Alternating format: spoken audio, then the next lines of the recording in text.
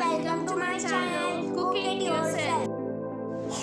Today I am going to show the recipe of chana dal chutney with a very few ingredients. So these are the ingredients and let's begin.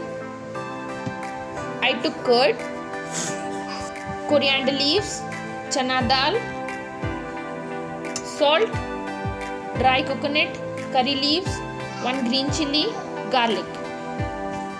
You need to make a fine paste of all these. Make it a thick paste, or you can also add curd or water to it, whichever you feel like.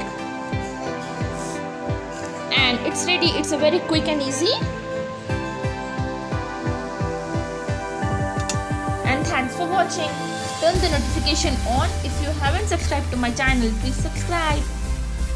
I hope आप सबको हमारा video पसंद आया होगा. Please like, share and